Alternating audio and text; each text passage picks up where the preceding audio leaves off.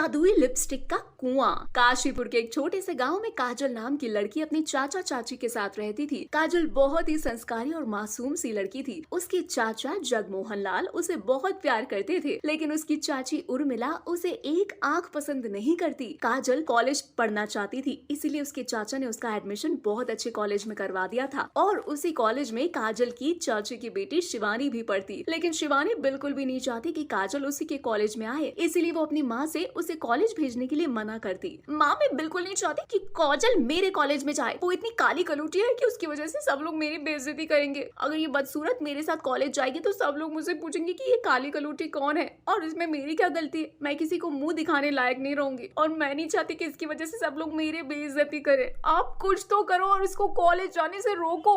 बेटी मुझे ही कौन सा ये बदसूरत लड़की पसंद है। तुम्हारे पिताजी ने इसको सर पर चढ़ा रखा है। जब से इसके माता पिता की मौत हुई है तब से तुम्हारे पिताजी ने इसके सारे खर्चे सबकी जिम्मेदारी उठा रखी है। मैं करूँ तो क्या करूँ? अगर मैंने कुछ किया तो तुम्हारे पिताजी मुझे जिंदा खा जाएंगे। माँ मेरे पास एक आइडिया है। आप काजल से खूब सारा काम करवाओ जिससे उसके पास कॉलेज जाने का टाइम ही ना बचे। जब उसके पास कॉलेज जाने का टाइम नहीं बचेगा तो वो कॉलेज ही नहीं जाएगी और मेरी कोई बेइज्जती भी नहीं करेगा। इससे आपको घर में काम भी नहीं करना पड़ेगा, घर के सारे काम हो जाएंगे, ऊपर से एक नौकरानी का खर्चा बच जाएगा। तो बताओ कैसा लगा आइडिया? अरे वाह मेरी बेटी, तुम्हारा आइडिया तो मुझे बहुत अच्छा लगा। अब मैं रोज इस काजल की बच्ची से ढेर सारा काम करवाऊंगी, इसको कॉलेज जाने से रोकूंगी। वैसे भी इस काली कलूटी को पढ़ाई करके क्या करना है, शादी तो इसकी होगी नहीं, कोई इसको पसंद भी नहीं करेगा। ये कहकर वो अगले दिन से काजल से खूब सारा काम करवाती है। बेचारी काजल बहुत मासूम होती है, इसीलिए बिना सोचे समझे काम करने लगती है। काम करते करते उसको कॉलेज जाने का रोज समय निकल जाता। एक दिन कॉलेज वाले काजल का नाम कॉलेज से काट देते हैं। इस बात से शिवानी और उर्मिला बहुत खुश होती हैं, लेकिन काजल बहुत उदास हो जाती है। वो अपने कमरे में जाकर रोती है। उसके बाद उर्मिला अपना रूप दिखाती है और वो सबसे पहले काजल को आवाज लगाती है। अरे ओ बदसूरत लड़की, कहाँ मर गई? जाकर घर का काम दिखाई नहीं दे रहा कि तुझे? जाकर काम कर। पता नहीं काली कलूटी कहाँ से मेरे घर आ गई। जल्दी से नीचे उतर और पूरे घर की सफाई कर। आज मेहमान आने वाले हैं, मुझे मेरा घर बिल्कुल चमका हुआ चाहिए। अपनी चाची का ये बर्ताव देखकर काजल बहुत उदास हो जाती है और रोते रोते पूरे घर का काम करती है। जैसे ही शाम होती है घर के अंदर कुछ मेहमान आते हैं। वो मेहमान शिवानी का रिश्ता लेकर आते हैं। अरे ओ काजल, कहाँ मर गई? जाके फौरन मेहमानों के लिए चाय बनाकर लेकर आ।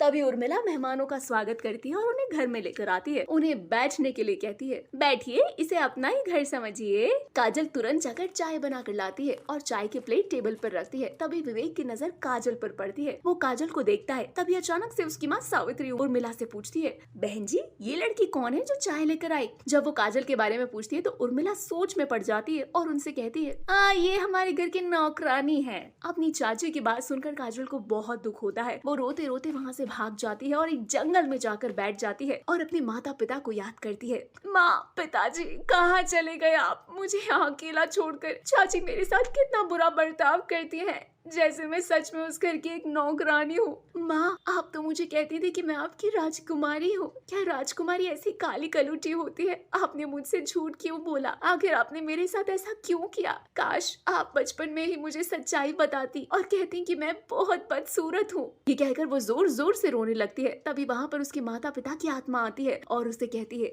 बेटी तुम क्यों परेशान हो रही हो? तुम तब भी मेरे लिए राजकुमारी थी और आज भी मेरे लिए राजकुमारी हो। तुम्हें अपने आप को किसी से कम नहीं समझना चाहिए बेटी। हाँ बेटी, तुम बहुत ही सुंदर हो, क्योंकि सुंदरता दिल से होती है, ना कि चेहरे से। और दिल की तुम बहुत साफ हो, इसीलिए तुम सबसे ज्यादा खूबसूरत हो। काजल अपनी माँ और पिताजी की आत्मा को देखकर एकदम से डर जाती है, लेकिन कुछ ही देर में वो शांत भी हो जाती है और अपने माता पिता की आत्मा को देखकर उसकी आंखों में आंसू आ जाते हैं। आप दोनों मुझे अकेला छोड़कर क्यों चले गए? क्यों आप दोनों मुझे साथ नहीं लेके गए? मैं इस दुनिया में आपके बिना नहीं रह सकती, क्योंकि मुझे कोई पसंद नहीं करता। अगर मैं काली हूँ तो इसमें मेरी क्या गलती है? क्यों सब लोग मुझसे दूर भागते हैं? मैंने तो आज तक किसी का बुरा भला नहीं कहा, फिर भी मेरे साथ ऐसा क्यों हो रहा है? क्यों मेरी चाची और मेरी बहन मेरे खिलाफ है, मुझसे इतना बुरा बर्ताव करती है? ये कहकर वो बहुत जोर से रोने लगती है। उसको रोता देख उसकी माँ कहती है, चुप हो जाओ मेरी बेटी, मैं तुम्हें एक जादुई कुएं के पास लेकर चलती हूँ। वो तुम्हें एक जादुई लिपस्टिक देगा। उस लिपस्टिक के बाद तुम्हारी सारी परेशानियां हमेशा हमेशा के लिए खत्म हो जाएंगी। अपनी माँ की बात सुनकर काजल खुश हो जाती है और उनके साथ जादुई कुएं के पास जाती है। वो कुआं काजल को एक जादुई लिपस्टिक देता है जैसे ही वो काजल जादुई लिपस्टिक लगाती है, देखते ही देखते बहुत सुंदर हो जाती है। अरे वाह, मैं तो सच में बहुत सुंदर हो गई, अब तो मैं शिवानी से भी सुंदर लग रही हूँ। काजल की माँ उसे देखकर खुश होती है और उसे गले लगाती है। बेटी, मैंने कहा था ना तुमसे, तुम्हारी सारी परेशानियां हमेशा हमेशा के लिए खत्म हो जाएंगी। अब तुम वापस घर जाओ और अपना हमेशा ख्याल रखना, और कभी मेरी याद आई तो इस जादुई कुएं के पास आ जाना, मैं तुम्हें हमेशा यही मिलूंगी। ठीक है माँ, मैं अक्सर यही आया करूंगी, आपसे मिला करूंगी। लेकिन माँ, मैं इस जंगल से बाहर कैसे निकलूंगी, मैं तो यहाँ का रास्ता भूल गई। तभी उसकी माँ उसके जाने वाले रास्ते पर फूल बरसाती है। वो रास्ता बहुत ही सुंदर लगता है। वो उस रास्ते से अपने घर पहुँच जाती है। जब वो घर पहुँचती है तो शिवानी और उर्मिला उसे देखती है। उनकी आंखें फटी की फटी रह जाती हैं। अरे माँ, ये काली कलूटी तो मुझसे भी सुंदर लग रही है। अरे हाँ, इसको ऐसा क्या मिल गया जो ये अचानक से इतनी सुंदर हो गई।